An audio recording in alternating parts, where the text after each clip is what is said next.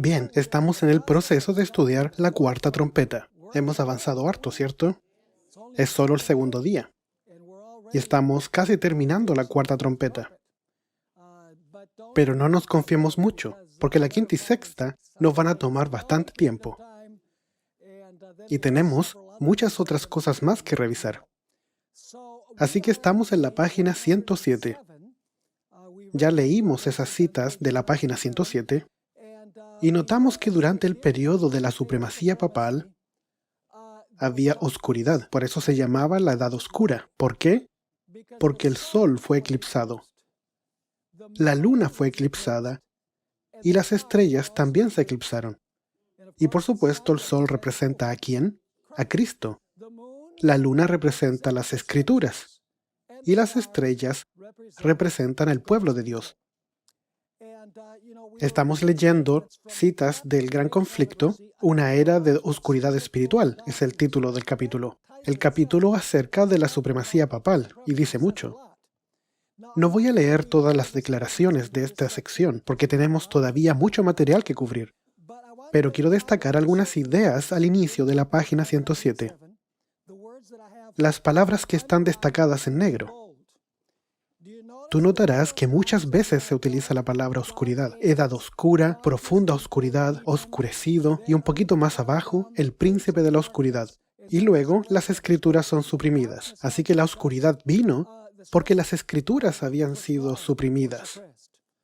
Luego, más abajo en esta página, a medida que avanza el tiempo, la oscuridad se hace ¿qué? La oscuridad se hace más densa. Y en la siguiente página dice que los siglos venideros fueron testigos de un constante incremento ¿de qué? Del error. En la siguiente declaración, describiendo el siglo XIII, se usa la expresión el príncipe de la oscuridad. Leamos uno del Gran Conflicto, página 60.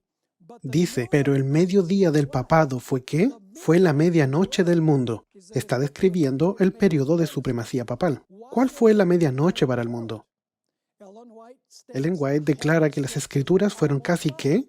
Desconocidas. No solo para las personas, sino también para los sacerdotes. Como los antiguos fariseos, los líderes papales odiaban la luz que revelaba sus pecados. Y luego, en la siguiente declaración, en la parte de más abajo de la declaración, tienes que la palabra de Dios fue proscrita. El Gran Conflicto, página 586, dice, la iniquidad y las tinieblas espirituales que prevalecieron bajo la supremacía papal fueron resultado inevitable de la supresión ¿de qué? De las Sagradas Escrituras. Y puedes notar al inicio de la página que se habla de la ignorancia de las Sagradas Escrituras. La Biblia ensalza a Dios y coloca a los hombres, seres finitos, en su verdadero sitio. La Biblia fue oculta y suprimida. La circulación de la Biblia fue prohibida. En otras palabras, durante este periodo de tiempo, la gente no podía vislumbrar a Jesús, porque la luz mayor estaba oculta, había sido suprimida. La siguiente declaración habla de William Miller. Dice que cuando las escrituras fueron cuidadosamente buscadas, ¿y qué pasó como resultado? La luz surgió de las tinieblas. Entonces, la última declaración que tenemos en esta página tiene que ver con el tiempo del fin. Leámosla. Apreciados hermanos y hermanas, mientras el error progresa rápidamente, debemos procurar estar despiertos en la causa de Dios y darnos cuenta del tiempo en el cual vivimos. Las tinieblas van a cubrir la tierra y la oscuridad los pueblos. Y mientras casi todos los que nos rodean están envueltos en densas tinieblas, ¿cuáles son las densas tinieblas? De error. ¿Y qué más? Engaño. ¿Y ese es el caso durante el periodo de la supremacía papal? Sí. Nos incumbe sacudir el estupor y vivir cerca de Dios, donde podemos recibir divinos ¿qué? Rayos de luz y gloria del rostro de Jesús, a medida que las tinieblas se intensifican y el error aumenta. Así que nota que la oscuridad está relacionada con el error. Debemos obtener un conocimiento más cabal de la verdad y estar preparados para sostener nuestra posición mediante ¿qué? Las Escrituras. Y luego, al inicio de la página 110, Ellen White cita a Isaías 8, verso 20. A la ley y al testimonio, si no dicen conforme a esto, es porque no les ha amanecido. En otras palabras, ellos estaban ¿en qué? En oscuridad. Al pueblo de Dios se le indica que busque ¿dónde? En las sagradas escrituras, su salvaguardia contra las influencias de los falsos maestros y el poder seductor de los espíritus tenebrosos. ¿Cómo se disipa la oscuridad? La oscuridad se disipa por las escrituras, por la luz menor, que nos lleva ¿a quién? Nos lleva a Jesús, la luz mayor. Ahora hablemos de cómo el papado oscureció el sol y la luna.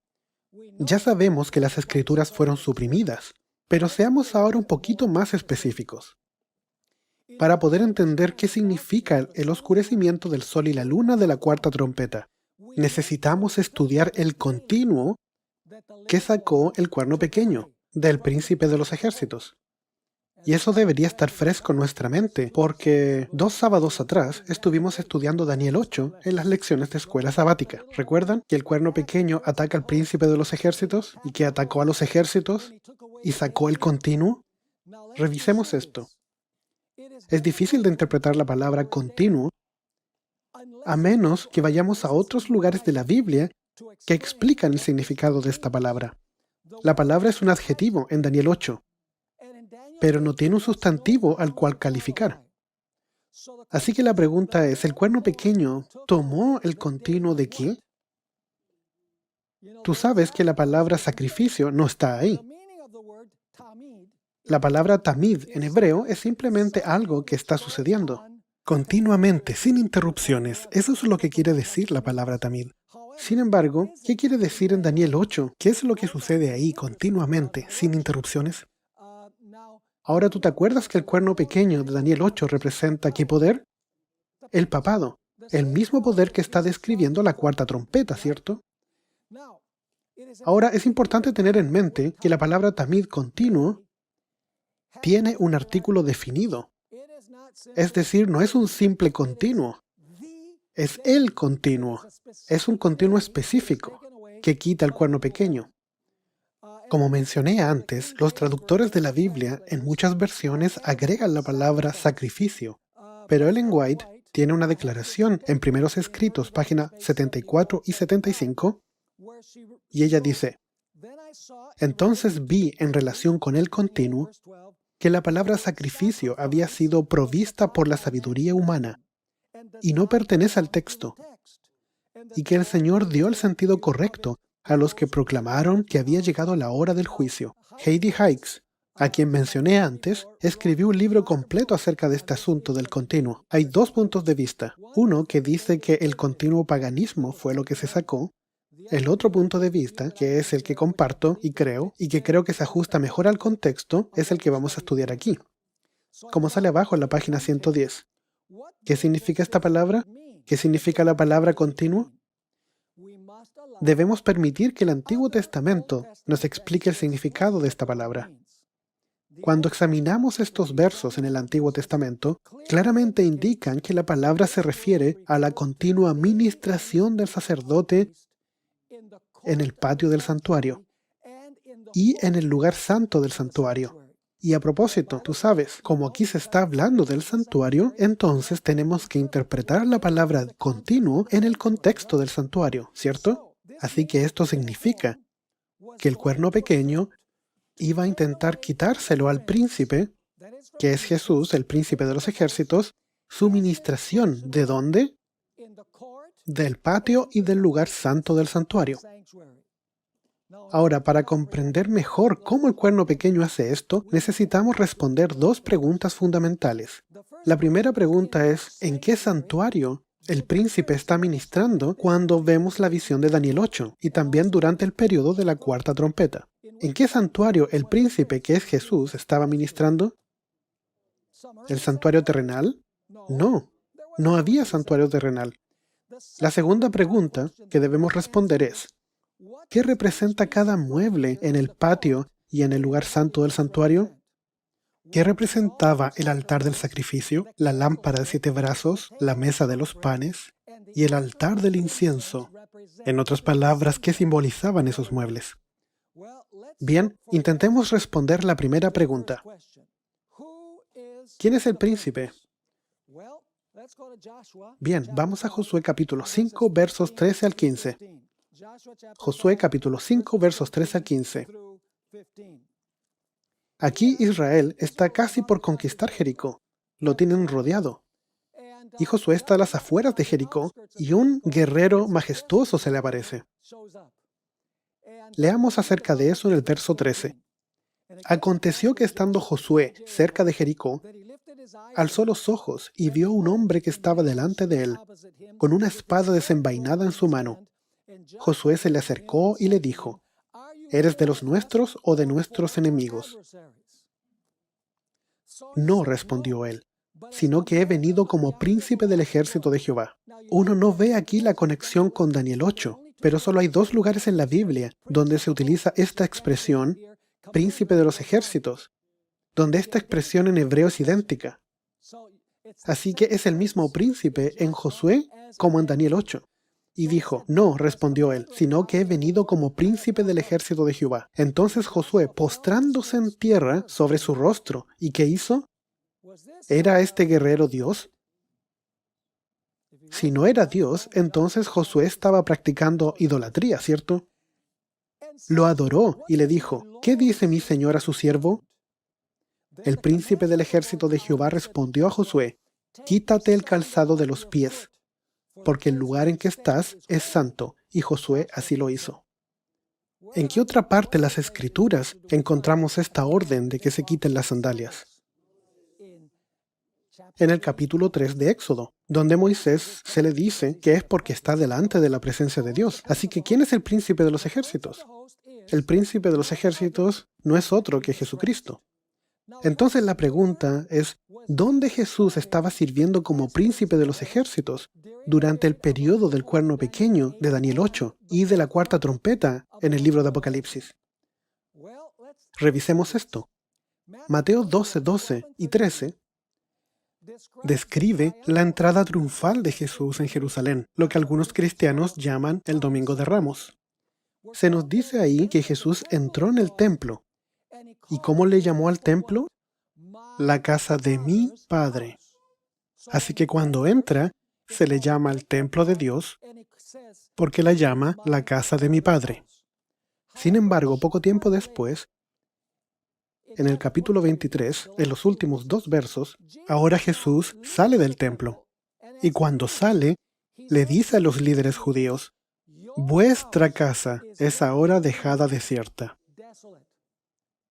En otras palabras, la Chequiná había dejado el templo. El templo estaba condenado. Ahora, debido a que la nación judía había rechazado a Cristo en el año 70 después de Cristo, como estudiamos, los romanos destruyeron el templo de Jerusalén y nunca más ha sido reconstruido.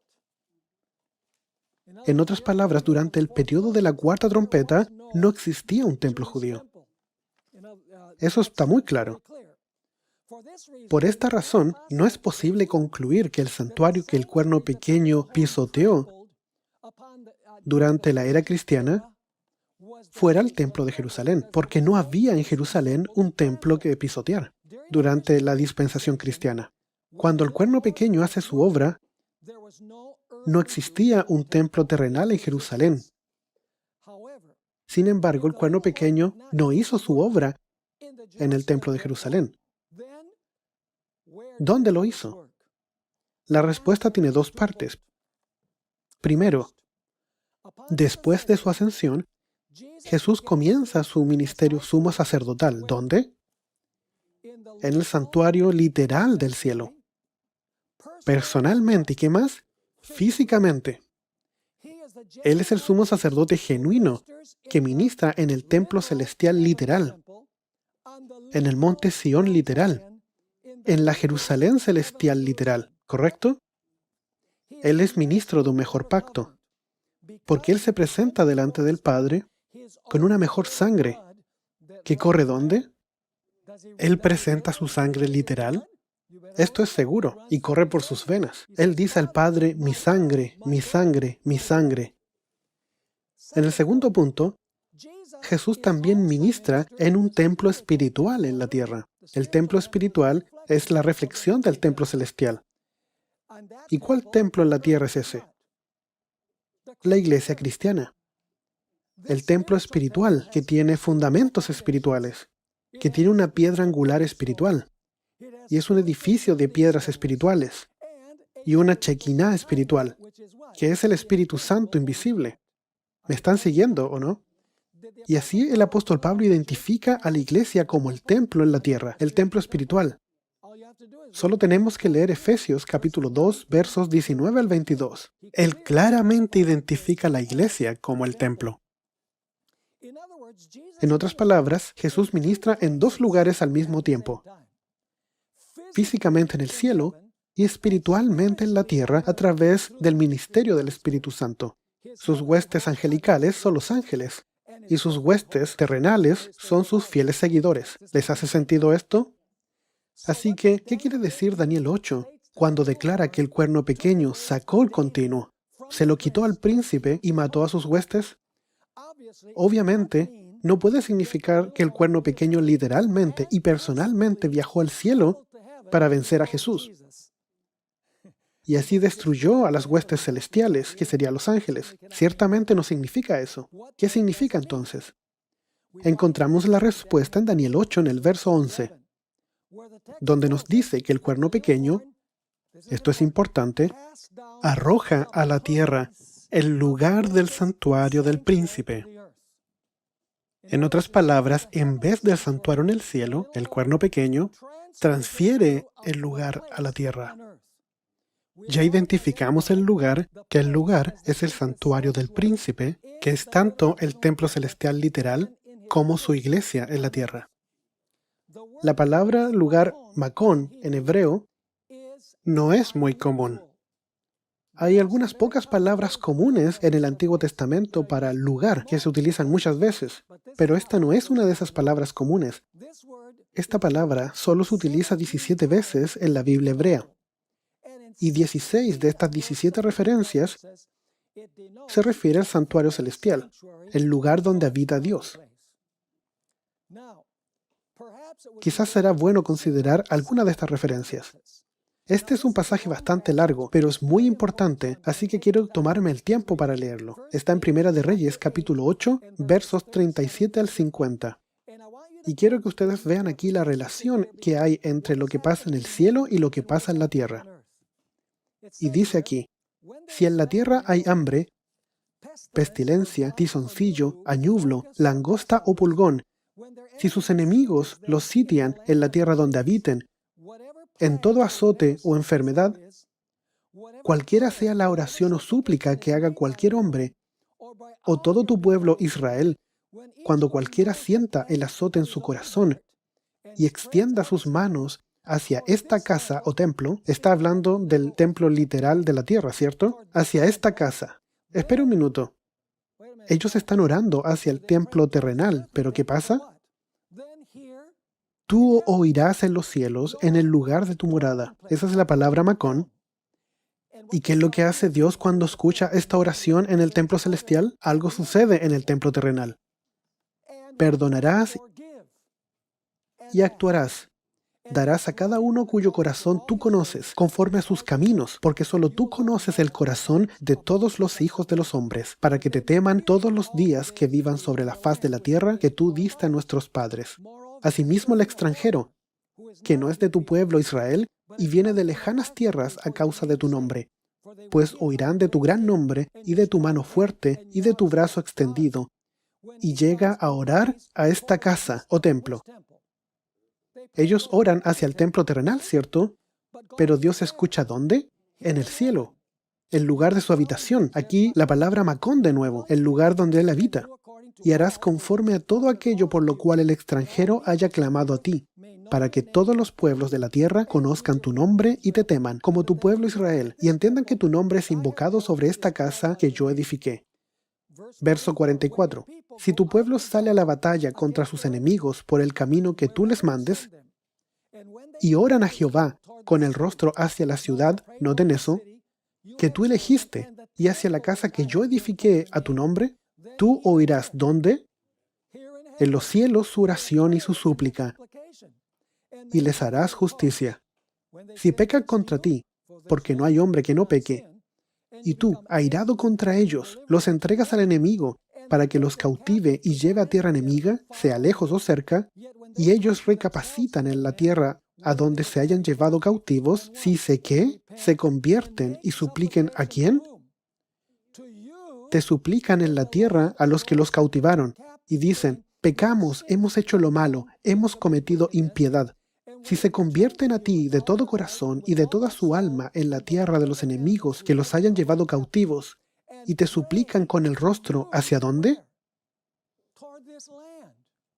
Hacia la tierra que tú diste a sus padres, hacia la ciudad que tú elegiste, y a la casa que yo he edificado a tu nombre.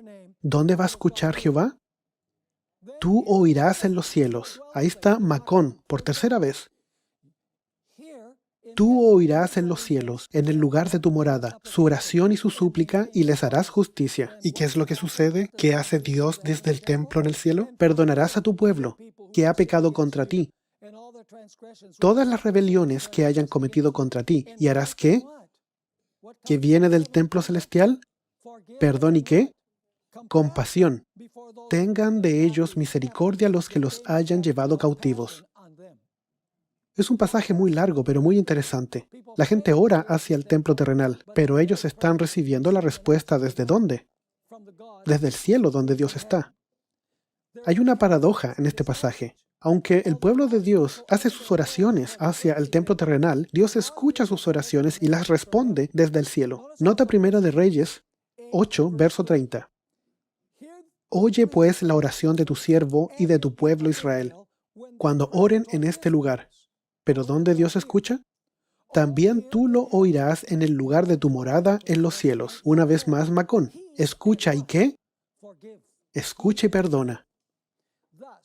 Así la conclusión es, hay una íntima relación entre los templos de la tierra y del cielo. En un sentido, Dios vive en ambos lugares. Para nuestro propósito aquí, es importante recordar que Nabucodonosor vino y destruyó el templo de Jerusalén, pero no pudo tocar el del cielo, ¿cierto? Así que el anticristo puede interferir en la tierra con lo que pasa en el santuario terrenal. Sí, pero ¿él puede interferir con el ministerio de Cristo que pasa en el templo en el cielo? Absolutamente no. De la misma forma, el cuerno pequeño podía destruir las funciones del príncipe en el santuario terrenal y matar a sus huestes en la tierra, pero no estaba habilitado para tomar las funciones del sacerdote en el cielo, ni destruir a sus ángeles. El acto de arrojar a tierra el lugar del santuario del príncipe no tiene que ver con que el cuerno pequeño destruyó o maltrató el santuario celestial. Su significado es que el cuerno pequeño usurpó y puso en la tierra el ministerio continuo del príncipe celestial. En otras palabras, lo que pertenecía al príncipe en el cielo, el cuerno pequeño lo usurpó. ¿Y qué más? Y lo estableció en la tierra. Él cambió el lugar de santuario, en otras palabras. Significativamente, en este punto, en el flujo de la historia cristiana, el cuerno pequeño, y este es un punto importante, intentó interferir principalmente ¿con qué? Con el ministerio continuo del príncipe en el patio y en el lugar santo. Eso es entendible porque durante este periodo Jesús aún no ¿qué? Jesús aún no entraba en el lugar santísimo. Así que el cuerno pequeño principalmente interfiere con el patio y el lugar santo. Aquí hay un asunto central. ¿Es quién controlará el servicio del santuario en el patio y en el lugar santo? ¿El príncipe o el cuerno pequeño? ¿Por qué el control del santuario es un asunto tan importante y vital aquí? Encontramos la respuesta a estas preguntas considerando el significado del altar de sacrificio, que está en el patio, y la lámpara de los 7 brazos, la mesa de los panes y el altar del incienso en el lugar santo. Así que ahora vamos a entender esto mirando los muebles que estaban en el santuario. Esto para entender en qué sentido que el lugar de los santos sea derribado y que el cuerno pequeño en la tierra toma las funciones del príncipe celestial. Durante la mañana y la tarde, hablemos del altar de sacrificio. Durante la mañana y la tarde, el sacerdote ofrecía el cordero sobre el altar de sacrificio en el patio por los pecados de Israel. Mientras el santuario hebreo estuvo en pie, Nunca hubo un momento en que el fuego del altar de sacrificio no estuviera prendido. Ardía continuamente. Fue una ofrenda de continuo sacrificio. Nota estos ejemplos en Éxodo 29 y verso 39. Esto es lo que ofrecerás sobre el altar: 2 corderos de un año cada día. ¿Cómo? La misma palabra que está en Daniel 8, continuamente, tamid, continuamente. Ofrecerás uno de los corderos por la mañana y el otro cordero lo ofrecerás a la caída de la tarde. El sacrificio del cordero, por supuesto, representa ¿qué? El sacrificio de Jesús en la cruz del Calvario. El sacerdote ofrecía el sacrificio diariamente, mañana y tarde. Así indicaba que la muerte de Cristo tenía un valor duradero. ¿Y moría cuántas veces? Una vez para siempre. Nunca más necesitó morir de nuevo. El libro de Hebreos deja esto muy claro. Hebreos 7, 26 y 27. Tal sumo sacerdote nos convenía, santo, inocente, sin mancha, apartado de los pecadores, y mucho más sublime que los cielos, que no tiene necesidad cada día, como aquellos sumos sacerdotes, de ofrecer primero sacrificios por sus propios pecados y luego por los del pueblo, porque esto lo hizo una vez para siempre, ofreciéndose a sí mismo. Así que el sacrificio de Cristo fue ¿qué? El continuo indica que se ofrece una vez por todos, y el sacrificio tiene valor para todas las personas, y una vez para siempre. Nota Hebreos 9, 25 y 26. Y no entró para ofrecerse muchas veces, como entra el sumo sacerdote en el lugar santísimo cada año con sangre ajena. De otra manera, le hubiera sido necesario padecer muchas veces desde el principio del mundo. Pero ahora, en la consumación de los tiempos, se presentó ¿cuántas veces? Una vez para siempre por el sacrificio de sí mismo, y de la manera que está establecido, para los hombres que mueran una sola vez y después de esto el juicio, así también Cristo fue ofrecido una sola vez para llevar los pecados de muchos, y aparecerá por segunda vez, sin relación con el pecado, para salvar a los que lo esperan. Así que ¿cuántas veces Jesús tiene que morir? Él iba a morir una vez por todos. Ahora, ¿cómo el cuerno pequeño oculta este hecho de que Jesús muere una vez por todos? Bien, a la mitad de la página tú puedes ver la respuesta. El dogma de la Iglesia Católica Romana del sacrificio de la misa contrasta la muerte de una vez para siempre del sacrificio de Jesucristo en la cruz. De acuerdo con la teología de la Iglesia Romana Católica, de acuerdo con el dogma, el sacerdote sacrifica a Jesús repetidamente en cada misa, en vez de mirar al Cordero de Dios que quita el pecado del mundo y presenta su propia sangre delante del Padre. La Iglesia Católica Romana enseña a los creyentes que miren a la hostia. Y supuestamente el cuerpo real de Jesús se encuentra ahí. Se llama la ubicuidad de la presencia de Cristo. En vez de venir confiadamente a Jesús al trono de la gracia en el cielo para clamar ese sacrificio suficiente de una vez por todas, el sacerdote católico romano enseña que la fe en la hostia los alimenta, porque ellos son alimentados con el cuerpo literal de Jesús y beben literalmente de su sangre. De hecho, el sacerdote guarda la hostia en un artefacto con forma de flor llamada tabernáculo. Y en el centro del artefacto hay una hostia circular. Y de esa hostia proceden los rayos del sol.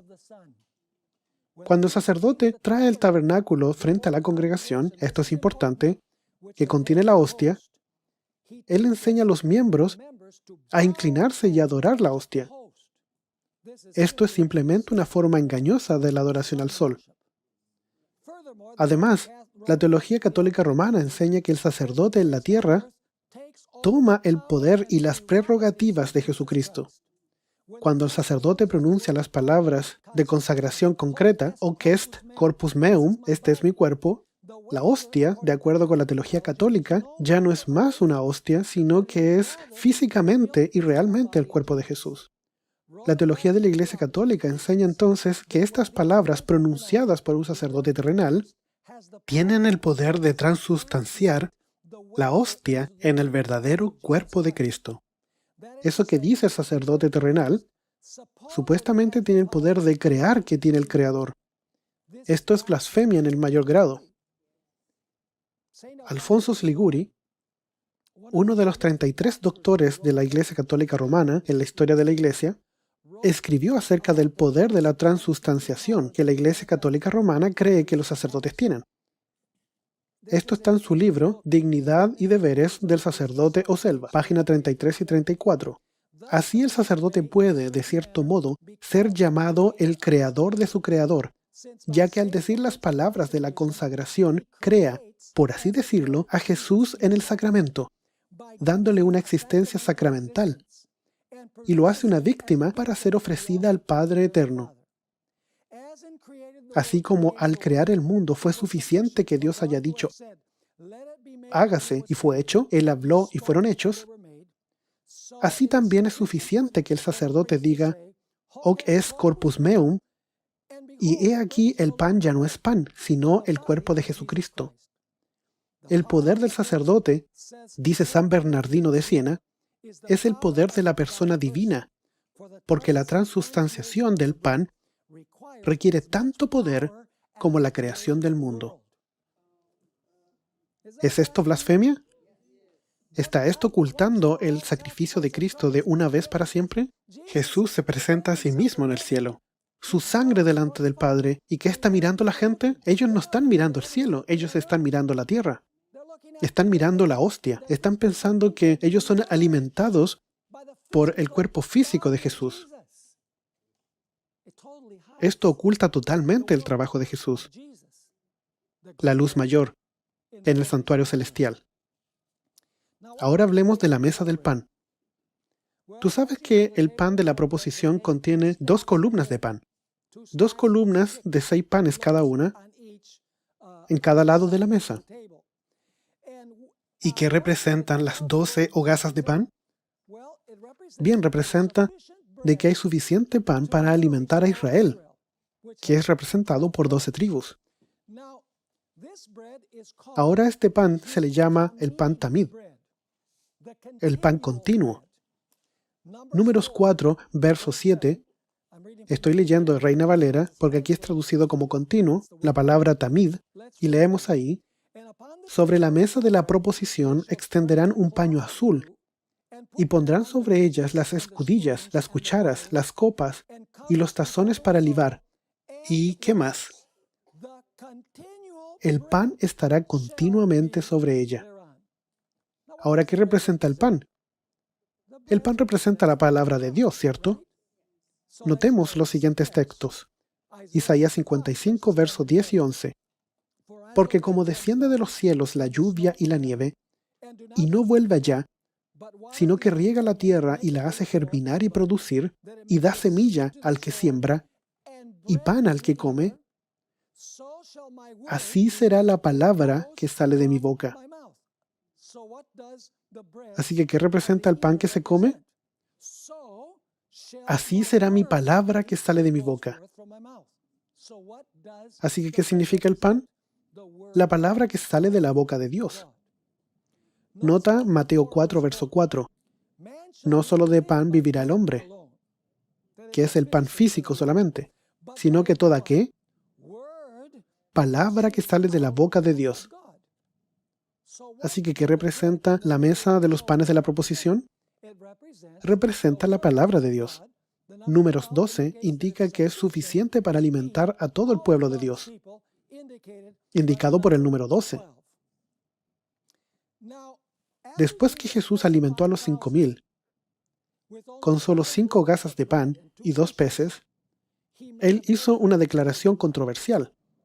En Juan 6, verso 53, Jesús dice, de cierto os digo, si no coméis la carne del Hijo del Hombre y bebéis su sangre, no tenéis vida en vosotros. Los católicos romanos usan este texto para mostrar que en cada misa la gente literalmente participa del cuerpo y la sangre de Jesús. ¿Y era realmente lo que Jesús quería decir? que literalmente el cuerpo y la sangre de Jesús va a alimentar a los miembros de la iglesia? Absolutamente no. En contexto, Jesús explica lo que significa. En Juan 6, verso 63, el Espíritu es el que da vida. La carne para nada aprovecha. No te beneficia en nada comer la carne de Cristo. Las palabras que yo te he hablado son espíritu y son, ¿qué más? Son vida. Así que participar de Cristo no es literalmente participar de su cuerpo y de su sangre. Simplemente significa que participemos de su ¿qué? De su palabra. ¿Qué hizo el papado con la palabra de Dios durante 1260 años? La eclipsó, ¿cierto? Así que tenemos que leer Daniel 8 con la cuarta trompeta, porque ambos cubren el mismo periodo. Se nos dice que la palabra de Jesús tiene el poder de nutrirnos, de nutrir nuestra vida espiritual. Así como el pan literal sostiene nuestra vida física, la palabra de Dios sostiene nuestra vida espiritual. Espiritualmente hablando, cuando estudiamos la palabra de Dios, ¿asimilamos a quién? A Jesús. Y Él se convierte en carne de nuestra carne y huesos de nuestros huesos, espiritualmente hablando. La ingesta de la palabra de Dios limpia nuestra vida y nos da la victoria sobre el pecado. David entendió esto cuando escribió los versos bien conocidos del Salmo 119, versos del 9 al 11. ¿Con qué limpiará el joven su camino? Cuando la Biblia usa la palabra camino, simbólicamente significa conducta o comportamiento. ¿Y cómo el joven limpiará su comportamiento? ¿Cómo puede hacerlo? Con guardar tu palabra. Con todo mi corazón te he buscado. No me dejes desviar de tus mandamientos. En mi corazón he guardado tus dichos para no pecar contra ti. Y tú ves que en la Iglesia Católica Romana creen que solamente consumiendo una pequeña hostia, porque representa el cuerpo literal de Jesús, los va a nutrir espiritualmente. ¿Es eso lo que se enseña ahí? ¿Por la mesa de los panes? No, absolutamente no. ¿Qué es lo que nos nutre? Es la palabra de Dios. ¿Era la palabra de Dios escasa durante el periodo de dominio papal? Absolutamente. Nota Juan 15:3. Es la palabra la que nos limpia. Ya vosotros, Jesús le dice a sus discípulos, ¿estáis qué? Limpios. ¿Cómo ellos fueron limpiados? Estáis limpios por la palabra que os he hablado. Es la palabra la que limpia. El pan espiritual, la palabra. Nota Efesios capítulo 5, versos 25 y 26. Maridos, amad a vuestras mujeres así como Cristo amó a la iglesia y se entregó a sí mismo por ella. ¿Para qué? Para santificarla, habiéndola purificado. ¿En qué? En el lavamiento del agua por la palabra. ¿Así que la pequeña hostia nos puede alimentar? No, la pequeña hostia no nos alimenta. ¿Qué nos alimenta? El pan espiritual, la palabra de Dios. Durante el periodo de la cuarta trompeta, la palabra de Dios fue eclipsada. Los dos testigos estaban en oscuridad. Comiendo la hostia literal, ciertamente no hay poder espiritual para alimentarnos y transformarnos. Ingerir la palabra de Dios limpia nuestras vidas del pecado. Así que, ¿qué nos enseña la mesa de los panes de la proposición? Nos enseña al menos 3 lecciones. Una, que el pan representa a Jesús como contenido ¿dónde? En la palabra escrita de Dios. El pan está continuamente disponible para todo el pueblo de Dios. Y finalmente, si es asimilada, la palabra nos nutrirá nuestra vida espiritual y provee victoria sobre el pecado. ¿En qué sentido el cuerno pequeño arrojó o pisoteó el significado de la mesa de los panes? Esa es la pregunta. La respuesta no es difícil de encontrar. La Iglesia Católica Romana sustituyó ¿qué? Tradiciones y filosofías de hombre en lugar de la palabra de Dios. La palabra de un supuestamente infalible magisterio o maestros humanos toman el lugar de un así dice el Señor. El número de tradiciones no bíblicas o antibíblicas en la Iglesia Católica Romana es gigantesco. Aquí hay algunas de esas doctrinas que nunca encontrarás en la Biblia. El purgatorio, limbo, celibato, confesión audible, la inmortalidad del alma, el infierno ardiendo eternamente, las procesiones, la misa, las reliquias, la canonización de los santos, el rosario, el reverenciar las imágenes, la Inmaculada Concepción y Asunción de María, el bautismo de los infantes por aspersión, la observancia del domingo. ¿Quieres que continúe? ¿Qué hizo el papado con la palabra de Dios? Oscureció completamente la palabra de Dios. Y debido a que la luz menor fue oscurecida, la gente no podía ver ¿qué? No podían ver el trabajo de la luz mayor en el santuario celestial. ¿Cuál fue el resultado de sustituir la palabra de Dios con las tradiciones? Malnutrición espiritual y un relajo de la moralidad que hace que la Roma pagana se vea como santa. No es coincidencia que el tercer y cuarto sello de Apocalipsis describiera una hambruna espiritual de la palabra de Dios. Ahora no vamos a estudiar los sellos, pero en los sellos hay una tremenda escasez del pan, porque el trigo y la cebada estaban exageradamente caros, de 8 a 16 veces más caro de lo que era antes. Esto bajo el tercer sello.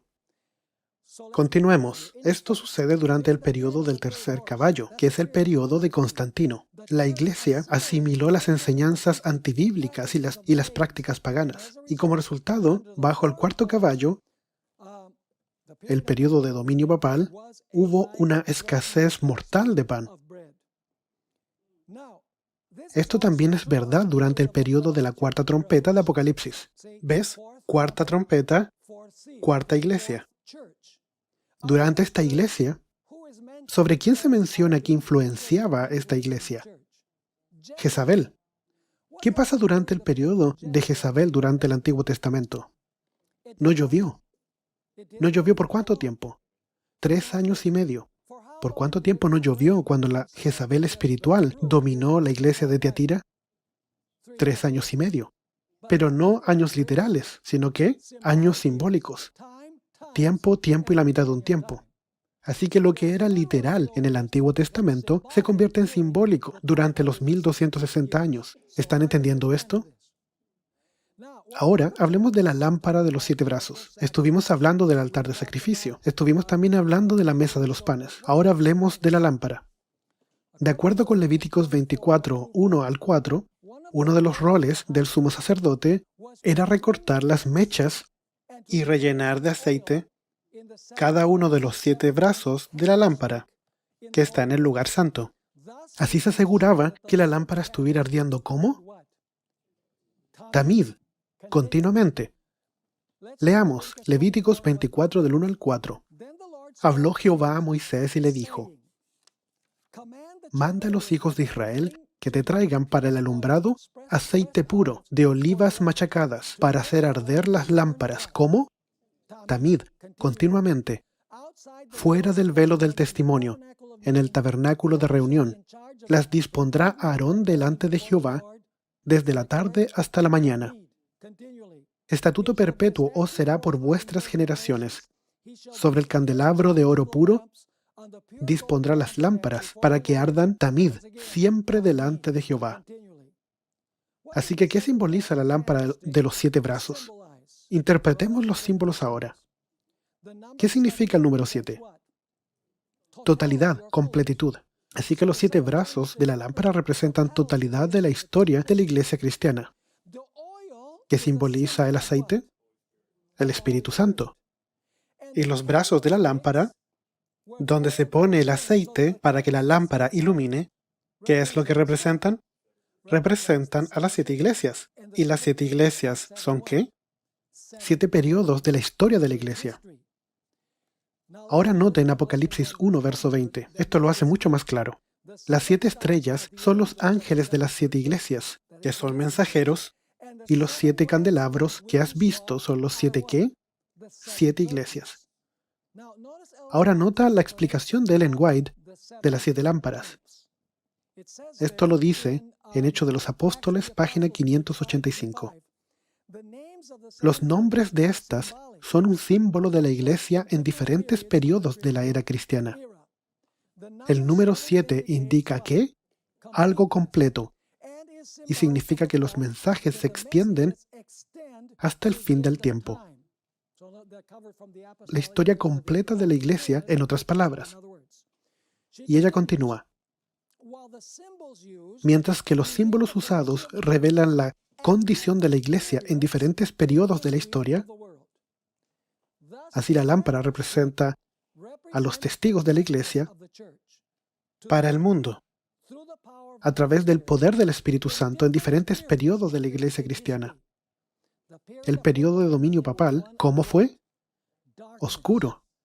La luz de la iglesia alumbraba tenuemente, porque era la edad oscura. En ocasiones parecía que la luz se iba a extinguir. Particularmente durante el periodo de la iglesia de Tiatira, la luz era tenue. ¿Ven? ¿Me están siguiendo? Ahora, hablemos del altar del incienso. ¿El papado opacó y ocultó el significado del altar del incienso? Especialmente, sí. Sobre el altar del incienso también se usa la palabra tamid. El altar del incienso tamid, porque el incienso era presentado continuamente, mañana y tarde. Leamos Lucas. Ya leímos algunos de estos textos antes, así que no los vamos a ver todos en detalle. En Lucas 1 y versos del 8 al 11, tú ves a Zacarías sirviendo en el templo. Y dice así: Aconteció que ejerciendo Zacarías el sacerdocio delante de Dios, según el orden de su clase, le tocó en suerte entrar conforme a la costumbre del sacerdocio en el santuario del Señor para ofrecer el incienso. Toda la multitud del pueblo estaba orando a la hora del incienso. Entonces se le apareció un ángel del Señor puesto de pie a la derecha del altar del incienso. Ahora nota que la gente está orando y Zacarías está ofreciendo el incienso. Así que, ¿qué representa eso? Eso representa que cuando nosotros oramos, ¿quién recibe nuestras oraciones y las combina con sus méritos de su vida perfecta? Jesús, ¿cierto? Salmo 141 y verso 2 también explica la relación entre el incienso y la oración de los santos. Suba mi oración delante de ti como el incienso, el don de mis manos como la ofrenda de la tarde. Lo leímos en la escena introductoria de las trompetas que dice en Apocalipsis 8, 3 y 4.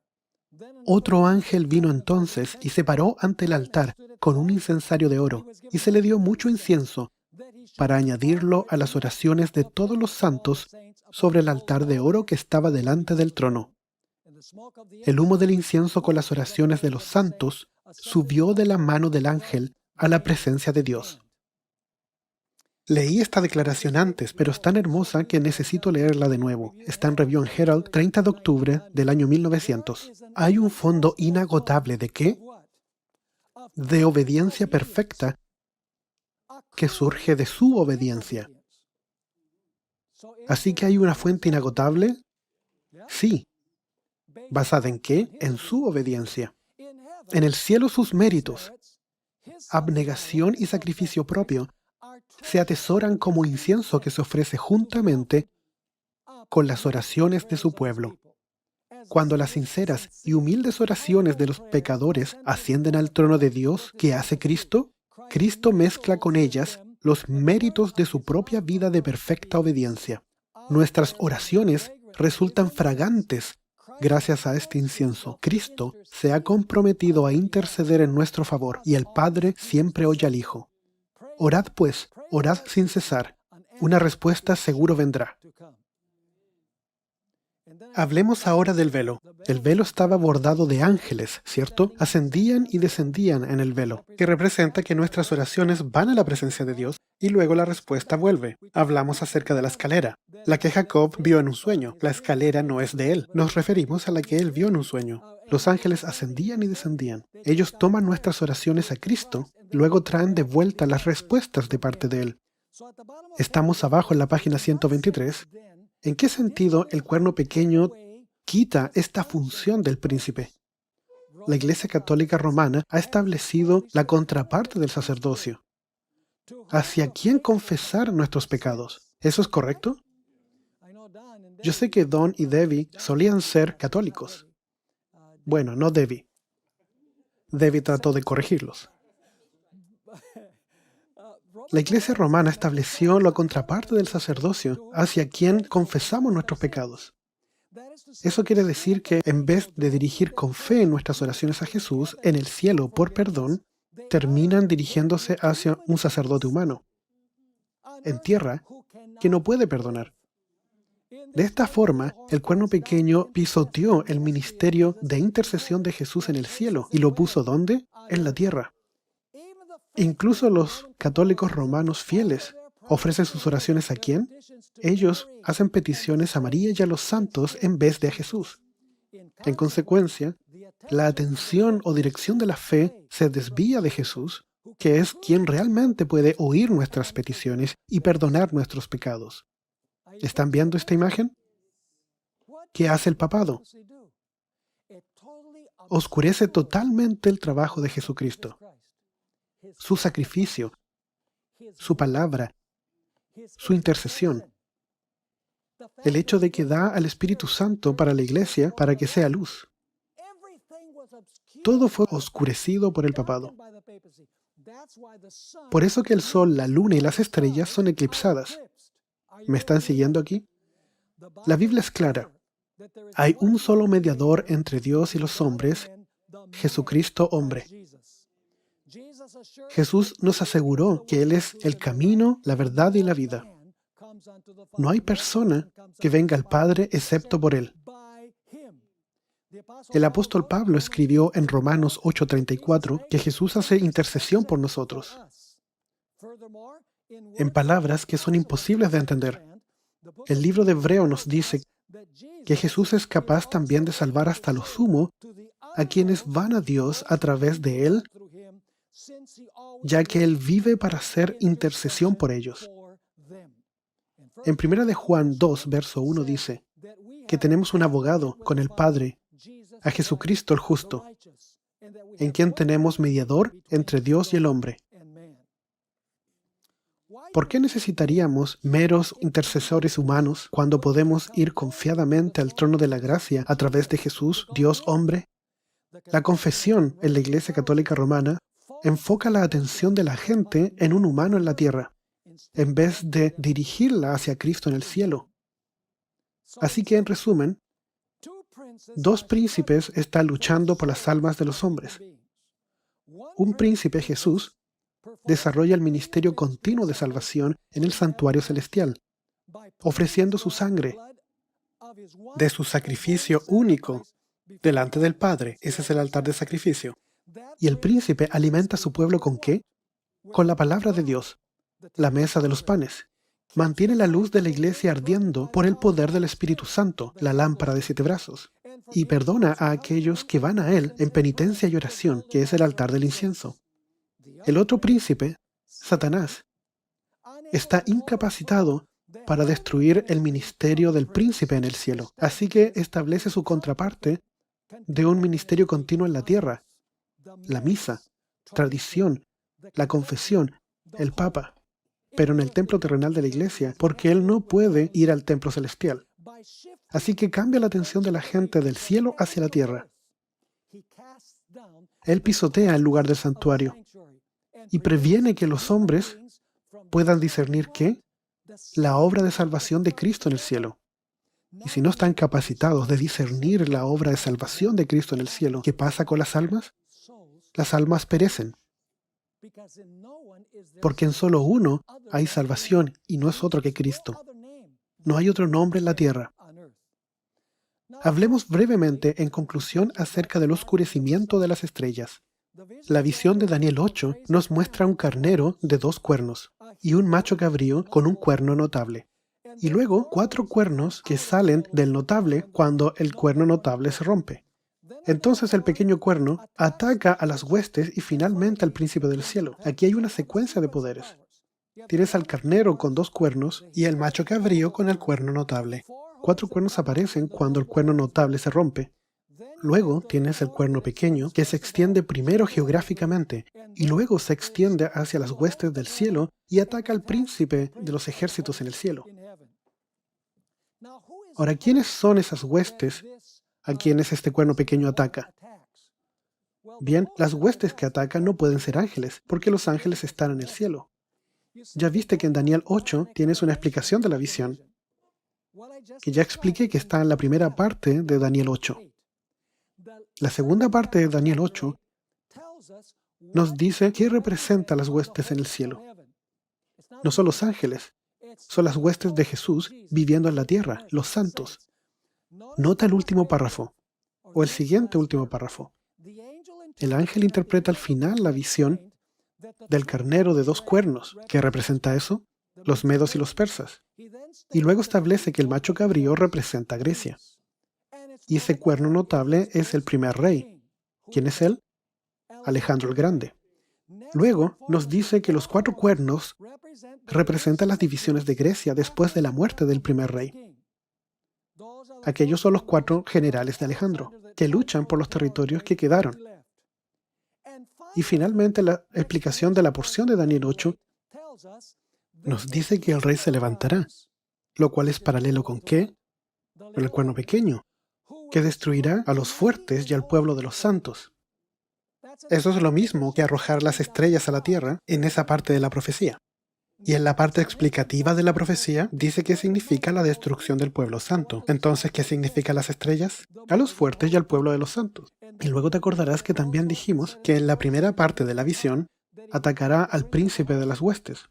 La parte de la explicación dice en el verso 25 que se parará en contra de ¿quién? Del príncipe de los príncipes. Así que, ¿qué representaría el pisotear las huestes? Representa que destruirá al pueblo de Dios. Y a propósito, en la primera parte de la visión dice que Él toma las estrellas y la arroja al suelo o a la tierra. Así que la parte explicativa de la visión nos dice que las estrellas que el cuerno pequeño arroja a la tierra representan ¿qué? Representan, de acuerdo con esto, a los fuertes y al pueblo de los santos. Incluso mirando superficialmente Daniel 8, indica que las huestes y las estrellas del cielo, en esa visión, están exactamente en el mismo lugar que los fuertes y el pueblo de los santos, en la parte explicativa de la visión. Así que las estrellas representan ¿qué? Representan al pueblo de Dios. ¿Están entendiendo este punto? Ahora ya estudiamos la cuarta trompeta. La primera trompeta es ¿qué? La destrucción de Jerusalén. La segunda, la caída del Imperio Romano. La tercera, la apostasía comienza a entrar en la iglesia, en el periodo de Constantino. Y la cuarta trompeta, el periodo de dominio papal. Y esto nos lleva entonces a la quinta trompeta, que representa la Revolución Francesa y la herida mortal que se le da al papado en el año 1798. Así que mañana, y espero que en las 2 sesiones que vamos a tener durante la mañana, podamos cubrir toda la quinta trompeta. Y luego nos iremos a la parte más emocionante, que es la sexta trompeta del libro de Apocalipsis.